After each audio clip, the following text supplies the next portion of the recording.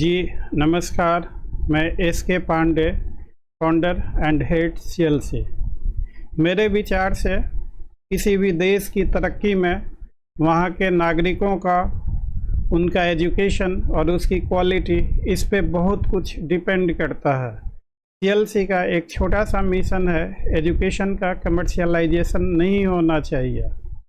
इस मिशन के अंतर्गत मैं भी अपने सीएलसी ग्रुप में हर रोज़ मॉर्निंग में एक क्वेश्चन पीटी, मेंस और इंटरव्यू, ये तमाम law based competition, judiciary, APO, higher judiciary, जितने भी लॉ बेस्ड कंपटीशंस हैं उनसे संबंधित एक क्वेश्चन मॉर्निंग में पूछता हूँ और शाम में फ्री ऑफ कॉस्ट पढ़ाता हूँ। ये टोटली फ्री ऑफ कॉस्ट है, इस सर्विसेज का कोई चार्ज नहीं है। सेकेंडली, इसके अलावा हम लोग भी नॉन कमर्शियल चार्जेज पे, बहुत ही कम चार्जेज पर बेहतरीन से बेहतरीन quality, top most quality education देने का प्रयास करते हैं। आप विशेष जानकारी के लिए स्क्रीन पे लिखे हुए नंबरों पे फ़ोन कर ये जानकारी हासिल कर सकते हैं। आप सीएलसी ग्रुप से जोड़ना चाहते हैं तो अपना नाम और यूनिवर्सिटी का नाम, जहां से आप एलएलबी कर रहे हैं या कर लिया है, वो लिखकर हमें टेक्स्ट कर दीजिए। व्हाट्सएप नंबर इसमें से 9262810582 है। और वीडियो के कंटेंट को देखिए और वीडियो का कंटेंट आपको अच्छा लगे, आपके लिए हेल्पफुल हो तो इस वीडियो को लाइक और चैनल को सब्सक्राइब कर दीजिएगा। तो आइए आज का टॉपिक अब हम लोग शुरू करते हैं। हमारा आज का टॉपिक है यूज़ुफ्रैक्चुअरी मॉर्गेज। ये एक अलग तरह का मॉर्गेज होता है। यूज़ुफ्रैक्ट मीन्स बेनिफिट, प्रॉफिट। जैसे इमूवेबल प्रॉपर्टी है तो उसका बेनिफिट क्या होगा? उसका रेंट, उस एग्रीकल्चरल लैंड है तो उसका प्रोड्यूस, मैंगो ऑर्चर्ड है तो मैंगोज, तो ये सारे उसके बेनिफिट्स हो गए। तो जैसा कि मैंने, ये मॉर्गेज सीरीज चल रहा है, ये पार्ट 3 है। पार्ट 1 में सिंपल मॉर्गेज, पार्ट 2 में मॉर्गेज बाय कंडीशनल सेल बताया गया है और ये पार्ट 3 में मैं आप लोगों को समझा रहा हूँ यूज़ुफ्रैक्चुअरी मॉर्गेज। वो भी वीडियोस देखिएगा और एक कंप्लीट और क्लियर पिक्चर बनेगी। तो यूज़ुफ्रैक्चुअरी मॉर्गेज तो मतलब इसमें जो प्रॉपर्टी का बेनिफिट होगा वो मॉर्गेजी लेगा। तो प्रॉपर्टी का बेनिफिट मॉर्गेजी कैसे लेगा? तो इसलिए यूज़ुफ्रैक्चुअरी मॉर्गेज में delivery of mortgage property is must. मैंने ये देखिए स्क्रीन पे, इसको मैं हाईलाइट कर दूं, आप लोगों को समझने में थोड़ा आसानी होगी। ये देखिए, और बीच बीच में और भी कलर से इसको करूँगा। तो just I am reading for you. ये बेयर एक्ट से ये as it is copy paste कर दी गई है। आप लोग सभी लोगों से अपील है कि आप बेयर एक्ट पे विशेष फोकस करें। बेयर एक्ट को आप अच्छे से समझ गए तो सब कुछ समझ गए। जो केस लॉ है सुप्रीम कोर्ट का, हाई कोर्ट का, जो जजमेंट्स हैं, तो आप ये मान के चलिए कि इन सारे जजमेंट में सिर्फ और सिर्फ बेयर एक्ट का ही एक्सप्लेनेशन होता है। जो किताबें होती हैं टेक्स्ट, तो किताबों में भी बेयर एक्ट का ही एक्सप्लेनेशन होता है। तो आप सब अच्छे स्टूडेंट हैं, बेयर एक्ट के लैंग्वेज को ही समझना है और वो लैंग्वेज को समझ गया तो लॉ को समझ गया। आप जो ये लैंग्वेज पढ़ेंगे, आपके हिसाब से जो मीनिंग होगी वही मीनिंग सबके हिसाब से होगी, बशर्ते कि आप उसे ठीक से पढ़ें।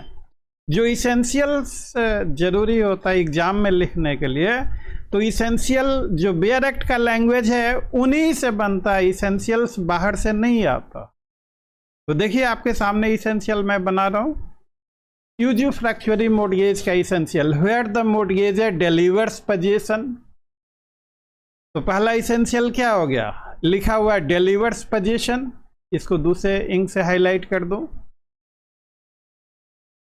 डिलीवर्स पोजीशन, तो पहला ये जो आपका इंग्रेडिएंट हो गया डिलीवरी ऑफ पोजीशन, ये नंबर 1।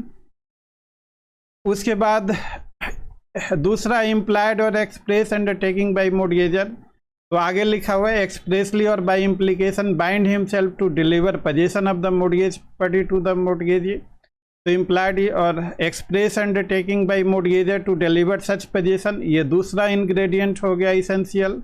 और तीसरा जो है and to receive the rent and profit accruing from the party और any part of such rent and profits and to appropriate the same in lieu of interest.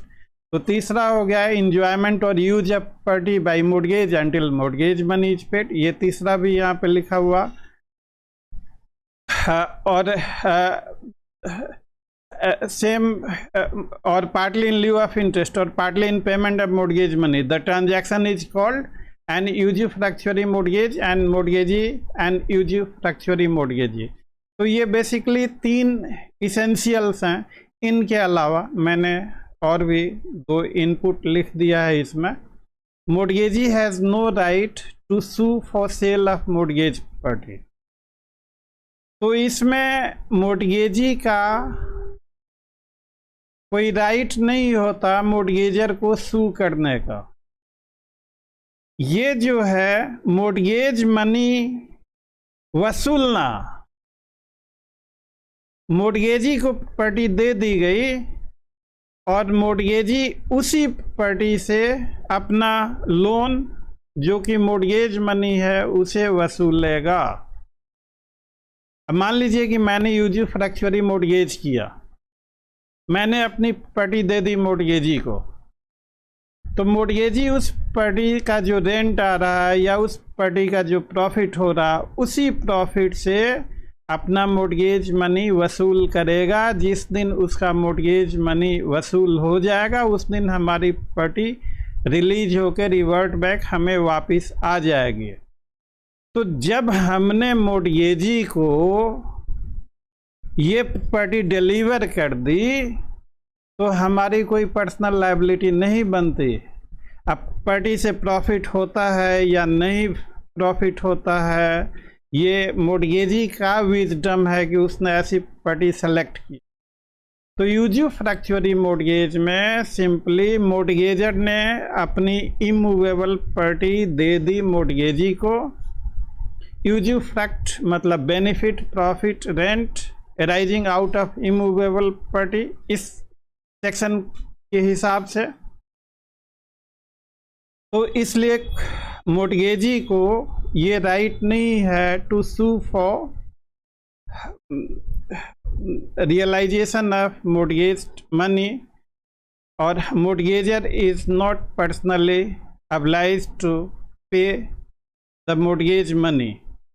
Property उसको दे दी। दूसरा, मोर्गेजी also, अगर मोर्गेजी मोर्गेजर को पर्सनली सू नहीं कर सकता तो mortgagee also can not exercise right of foreclosure. ये पार्ट 1 वाले वीडियो में फोरक्लोजर के बारे में बताया गया है। Foreclosure is to bring an end to right to redeem the mortgage, that is एक लाइन में उसे फोरक्लोजर कहते हैं। तो उसके बाद एक सुप्रीम कोर्ट का केस लॉ है हस्तिमल वर्सेस पी तेजराम, ये यहाँ पे लिखा हुआ है। इसमें सुप्रीम कोर्ट ने कहा कि mortgagee is place into position and has a right to enjoy the rent and profit until debt is paid. तो एक लाइन का यूज़ुफ्रैक्चुअरी मोर्गेज है कि मोर्गेजर अपनी प्रॉपर्टी मोर्गेजी को दे देता है, लो भैया ये प्रॉपर्टी अपना जो उधार दिया है ब्याज समेत जो भी है उसको वसूल कर लो। जिस दिन वसूल हो जाएगा उस दिन हमें प्रॉपर्टी दे देना। तो जिस दिन वसूल हो जाएगा यहीं पे आपको समझना है। तो यूज़ुफ्रैक्चुअरी मोर्गेज का टर्म हमेशा अनसर्टेन होता है। अब कितने दिनों में वसूल होगा? फॉर एग्जाम्पल, मान लीजिए कि किराएदार हैं हमारी प्रॉपर्टी में और हमने ये प्रॉपर्टी मोर्गेज कर दिया। अब मोर्गेजी जो है अब किराएदारों से मेरी जगह पे किराया वसूल करेगा। मान लीजिए मोर्गेजी किराया वसूल कर रहा, बीच में खाली हो गया, किराया पे लगा ही नहीं, खाली नहीं रहा, तो ऐसी हालत में usufructuary mortgage uncertain period of time के लिए होता, फिक्स पीरियड ऑफ टाइम के लिए नहीं होता। फिक्स पीरियड ऑफ टाइम के लिए लीज को देखिए, लीज में भी लेसी ने हमें पैसा दिया, हमने उसे अपनी प्रॉपर्टी दे दी to enjoy the benefit of the property, उसको आगे हम लोग करेंगे। तो ये बेसिकली 5 इसेंशियल्स हैं, ये आपके स्क्रीन पे लिखा हुआ है 1 2 3 4 5। वीडियो को पॉज करके अपने कॉपी में इसको लिख लीजिएगा। थोड़ा सा मैं आगे और बता रहा हूँ कि ये शॉर्ट आंसर और लॉन्ग आंसर। तो लॉन्ग आंसर में अगर आप कंटेंट से कम है तो थोड़ा आप लिख सकते हैं। तो जैसे देखिए, mortgagee has right to continue in position of mortgage property until the satisfaction of mortgage money. ये दूसरे लैंग्वेज में कौन सी बात लिख दी है? पॉइंट नंबर 3 को ही लिख दिया गया है यहाँ पे। पर मोर्गेजर की कोई पर्सनल लायबिलिटी नहीं होती, तो ये भी रिपीट हो रहा है। और मोर्गेजी कैन नॉट कंपेल मोर्गेजर और पेमेंट ऑफ मोर्गेज मनी, ये भी रिपीट हो रहा है। तो अगर ये क्वेश्चन 5 नंबर का आता है तो ये रिपीट नहीं करेंगे, और ज़्यादा नंबर का आता है तो अगर if you are running short of the content तो ये सब आप तरीका उठा सकते हैं। ये यूज़ुफ्रैक्चुअरी मोर्गेज का रजिस्ट्रेशन अगर वैल्यू 100 रुपये से ज़्यादा है तो रजिस्ट्रेशन इज मस्ट, ये बात सेक्शन 59 TPA में बताई गई है। और ये शॉर्ट, अब यूज़ुफ्रैक्चुअरी मोर्गेज से आपको शॉर्ट क्वेश्चन भी हो सकता है, लॉन्ग क्वेश्चन भी। अब जो भी क्वेश्चन हो आपको उसी हिसाब से लिखना है। यूज़ुफ्रैक्चुअरी मोर्गेज को जो डिफरेंट नामों से जाना जाता है, और ये काफ़ी कॉमन है, ये इसके लोकल नाम भी हैं। मद्रास में इसे हम लोग दिग्गु भोग्यम और स्वादिन अडमनम कहते हैं, इसको मैं हाईलाइट कर दूं। बंगाल में इसको हम लोग भोग बंधकी और खाई खालसी कहते हैं, इसको भी अंडरलाइन कर दें। और उत्तर प्रदेश में इसको भोग बंधक कहते हैं, यहाँ से।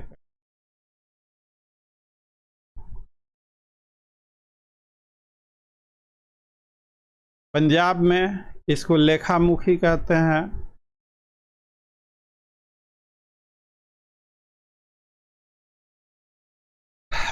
अब एक है, आज का इंटरव्यू का क्वेश्चन है, पूछा गया है जूरी पेशगी लीज। तो देखिए, लीज में क्रेडिटर डेटर का रिलेशनशिप नहीं होता, केवल कल वाले वीडियो में बताया था, जब भी मोर्गेज होगा तो there has to be a relationship of creditor and debtor. If there is no relationship of creditor and debtor, there is no mortgage. तो ये जो जूरी पेशगी लीज है, जो आज का इंटरव्यू का क्वेश्चन है, this is somewhat similar to usufructuary mortgage. तो जब इन दोनों में पहले हम लोग उसे कहते क्या हैं और उनमें क्या है, देखिए, right of enjoyment of N immovable property is transfer for a fix period of time and rent is paid in lump sum in advance, the transaction is juri pesgi lease। तो यहाँ भी right of enjoyment of immovable property transfer कर दिया जाता है fix period के लिए। यूज़ुफ्रैक्चुअरी mortgage में भी right of enjoyment of immovable property and to collect its benefit is also transferred. तो जूरी पेशगी लीज में फिक्स पीरियड ऑफ टाइम के लिए ट्रांसफ़र किया जाता है। और यूज़फ्रैक्चुअरी मॉर्गेज में कोई टाइम लिमिट फिक्स नहीं होता। इसमें भी देखिए, lessee gets right to enjoy, use and appropriate the usufruct of the property.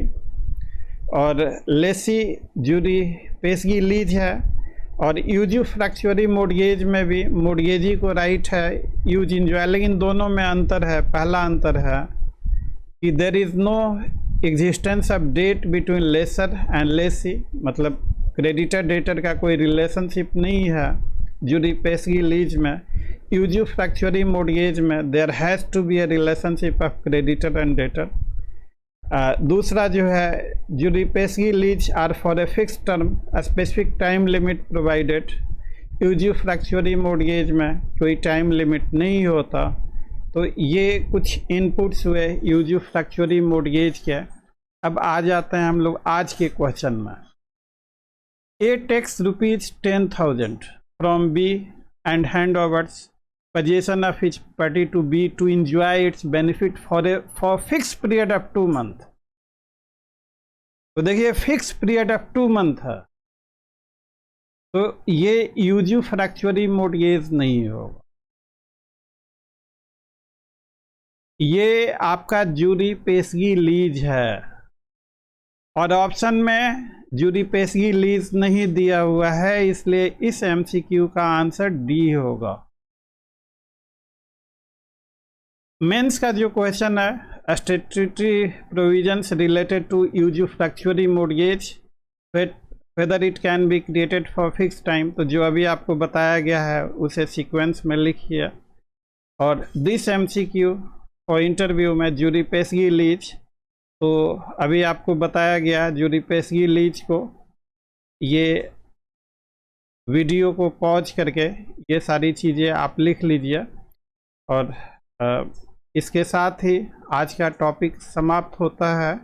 कल हम लोग मॉर्गेज का अगला टाइप इंग्लिश मॉर्गेज को पढ़ेंगे। तो लॉ को हम लोग इस तरीके से, इस तरह से पढ़ें कि एक बार पढ़ लेने के बाद अपना पढ़ने के साथ साथ कुछ थोड़ा सा हैंडमेड नोट्स भी बनाते चलें। आपके लिए आपका हैंडमेड नोट, जो आपका सेल्फ मेड नोट्स है, उससे बेहतरीन चीज़ कोई इस ज़माने में हो ही नहीं सकती। मैं पब्लिक प्लेटफॉर्म पे डंके की चोट पे ओपनली ये बातें बोल रहा हूँ। मैं बहुत सारे बच्चे लोगों को देखता हूँ कि सर नोट्स कभी उनसे कभी दुनिया भर के नोट्स कलेक्ट कर लिया और उनको उसे संभाल नहीं पाता। आप कम पढ़िए, थोड़ा ही पढ़िए, लेकिन जिस टॉपिक को पढ़िए तो आपको इस बात के लिए आश्वस्त होना चाहिए कि इस टॉपिक से चाहे जो मर्जी जैसा भी क्वेश्चन आए, एग्ज़ाम में मिस नहीं होगा। आप धीरे धीरे करके देखिए, अब एक दिन में तो Rome was never built in a day. आपको पूरा सिलेबस इसी तरह बारीकी से, कंसेप्चुअलिटी से तैयार कर लेना है। सिलेक्शन 100% होगा जिस दिन आपका ये सिलेबस कंप्लीट हो गया। तो टाइम अब ख़त्म होता है। See you tomorrow. Thank you very much. कल का टॉपिक हम लोगों का इंग्लिश मॉर्गेज होगा।